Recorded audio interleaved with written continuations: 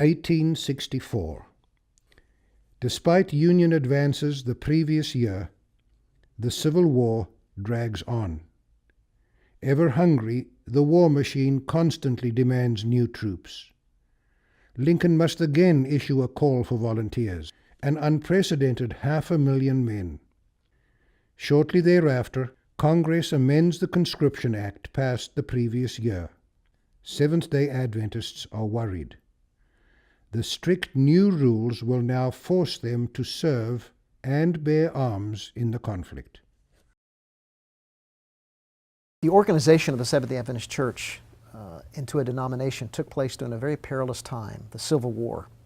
Very dangerous time for a church to be organized. And while the nation was falling apart, our Adventist pioneers were coming together. Previously, Seventh-day Adventists worked together to pay commutation fees for their drafted men.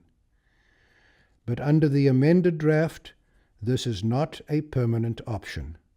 Well, the Adventists could buy their way out if they wanted to, if I think it was $300 or thereabouts. But after the draft, they didn't have that option. The amended draft law still made provision for Americans who were considered conscientious objectors.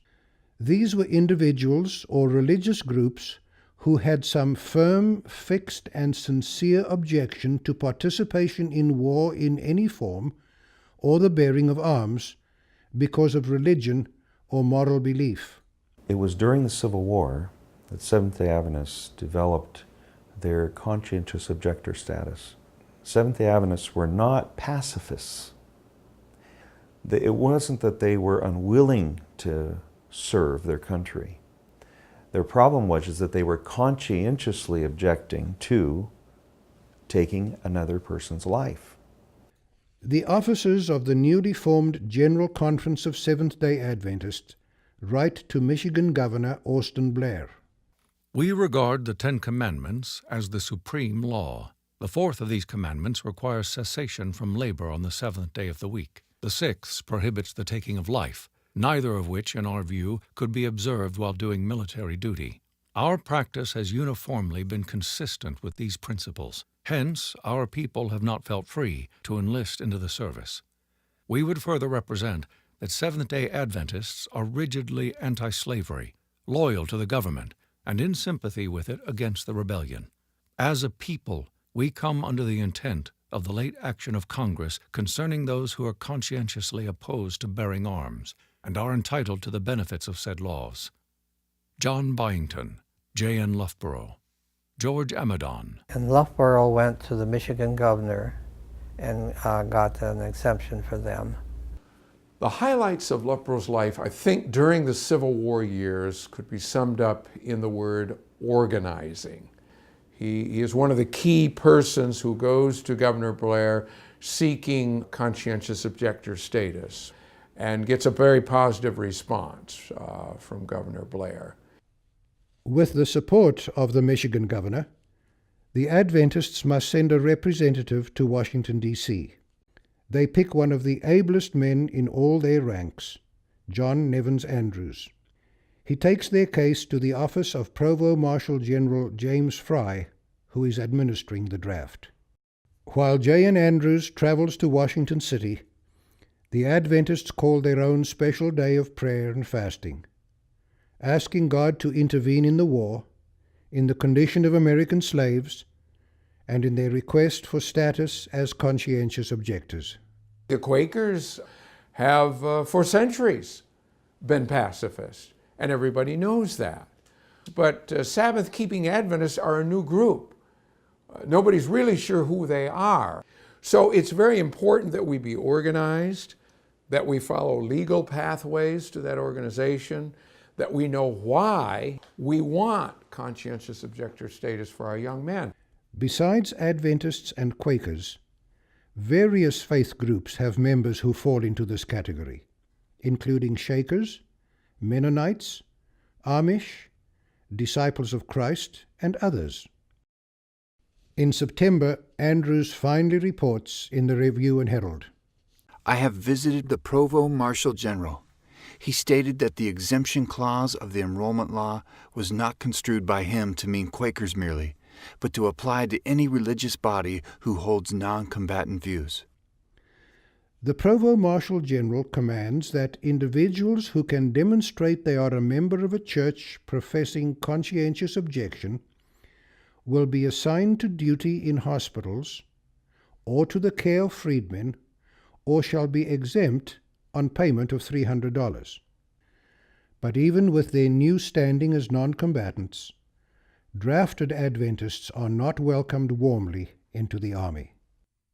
Being drafted into the service of the United States in October last, I presented my papers to one of the commanders who immediately put me under guard, at the same time uttering terrible oaths, calling me a rebel, and saying they were going to clear the country of such rebels as I was. The guard that was put over me was ordered to load his gun, and if I stirred 1 inch, to shoot me.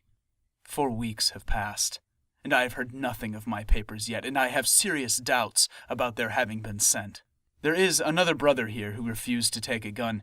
He was put under arrest 48 hours and then given 30 minutes to decide between taking a gun and being court-martialed. C.F. Hall.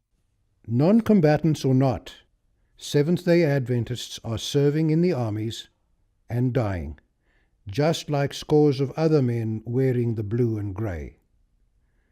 The Review and Herald prints the obituaries of Adventist soldiers, men like Hiram L. Bostwick, who dies in the Battle of Chickamauga, or the 2 sons of Charles Smith, who both die serving in the Army.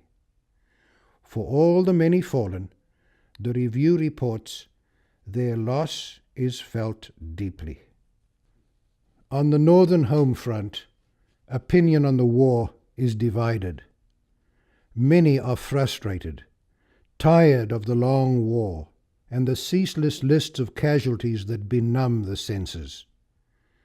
While some wish to prosecute the war and give meaning to the great sacrifice of life, others are ready for peace at any cost, even official recognition of the Confederacy and the reversing of the Emancipation Proclamation.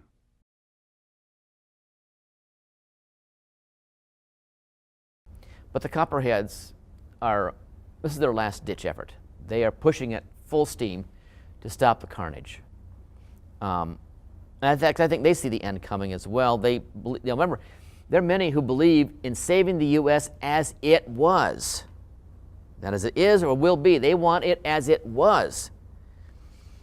Abraham Lincoln, facing these realities in the light of an election year, promotes General Ulysses S. Grant to command of all Union armies.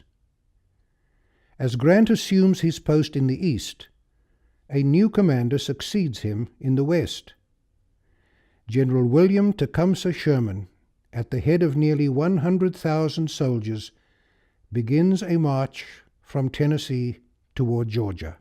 Here's the problem if you're Abraham Lincoln, is you need an aggressive general in order to prosecute the war to show that something's happening as opposed to this constant ebb and flow back and forth. So you bring in someone who's aggressive, but now you've got a new problem. They're not happy with high casualty lists, and so his popularity at least begins to sag and drop a little bit as the aggressive prosecution of the war brings these high casualty lists, and so you end up having, now he has another problem to overcome in order to win an election. Not at all sure that he will win a second term, Abraham Lincoln leads the Republicans to join with pro-war Democrats in forming the National Union Party. After they renominate him as their choice for president, Lincoln remarks, "I have not permitted myself, gentlemen, to conclude that I am the best man in the country. But I am reminded in this connection of the story of an old Dutch farmer who remarked to a companion once that it was not best to swap horses when crossing streams." In September, General Sherman captures Atlanta, a key Confederate city. This boosts Northern morale, suggesting that a successful end to the war is in sight. Lincoln is handily re-elected in November, defeating Democrat George B. McClellan, his former commanding general of the Army of the Potomac. And so the soldiers both East and West are seeing monumentous gains in 1863, late 1863 and 1864 that they did not see in the first 3 years of the war. And so the soldiers in both armies are going to, there's a sense that we just need the time. It just needs to be the time. This war is going to end, and it's going to end successfully for the Union. It's just a matter of time, and we need to give that time to happen. We don't need to be negotiating a peace. Lincoln needs to be reelected to allow us to finish this job. After the election, General Sherman begins a 300-mile march through hostile territory from Atlanta to the port city of Savannah, Georgia. His army lives off the land, confiscating or destroying everything useful to the Southern war effort. For over one nerve-wracking month, they are completely out of contact with the North. Finally, in December, Lincoln receives a telegram from Sherman. President Lincoln, I beg to present you, as a Christmas gift, the city of Savannah,